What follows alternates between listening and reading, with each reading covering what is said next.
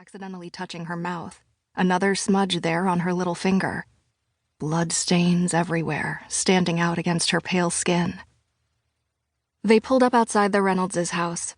Pip had always thought the house looked like a face, the windows staring down at her. "We're here, Pickle," her dad said needlessly from the front of the car.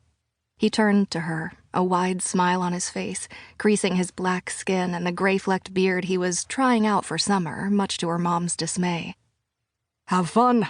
I'm sure it'll be a night to die for."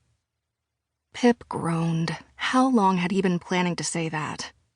Zach, beside her, gave a polite laugh. Zach was her neighbor. The Chens lived 4 doors down from the Amobis, so Pip and Zach were always in and out of each other's cars, getting rides to and back together. Pip had her own car now, since she'd turned 17, but it was in the shop this weekend, almost like her dad had planned it so they'd have to suffer through his terrible murder-based jokes. "Any more?" Pip said, wrapping the black feather boa around her arms, making them look even whiter. She opened the door, pausing to roll her eyes at him. "Oh, if looks could kill," her dad said with a little too much flair. There was always one more. "Okay, goodbye, Dad," she said, stepping out, Zach mirroring her on the other side, thanking Mr. Amobi for the lift. "Have fun," Pip's dad called. "You both look dressed to kill." And another. Annoyingly, Pip couldn't help but laugh at that one. "Oh, and Pip," her dad said, dropping the act.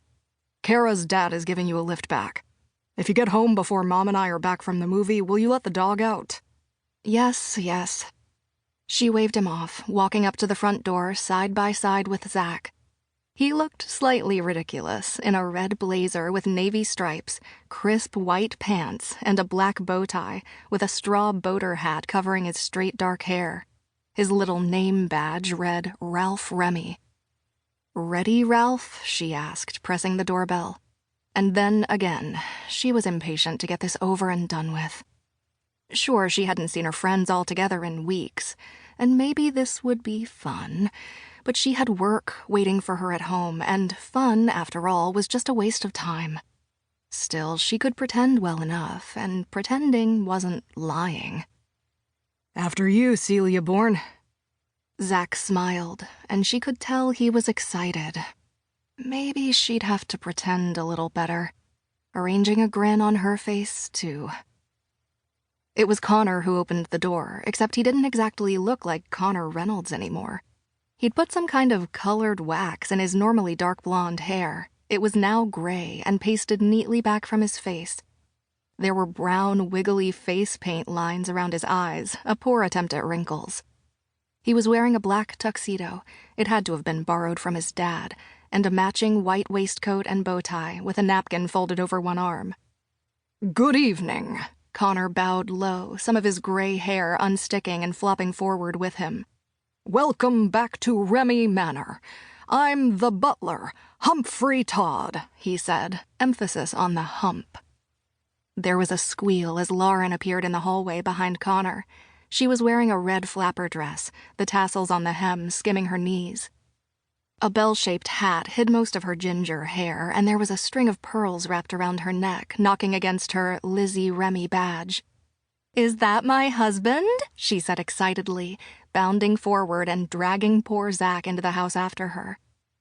"I see everyone's already far too excited," Pip said, following Connor down the hall. "Ah, well, it's good you've arrived to bring us all back down," he teased her. She widened her grin and pretended even harder. "Your parents home?" she asked. "No, they're away for the weekend. And Jamie's out. House to ourselves."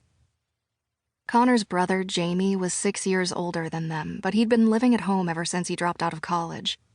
Pip remembered back when it happened, how thick the tension had been in the Reynolds' house, how they'd all learned to tiptoe around it. Now it was one of those not-talked-about topics. They arrived in the kitchen, where Lauren had towed Zach and was now handing him a drink. Kara and Aunt were there too, with matching glasses of red wine, an improvement on whatever concoctions they usually made from half-full bottles and unguarded drinks cabinets. "Hello, Madam Pip." Kara, Pip's best friend.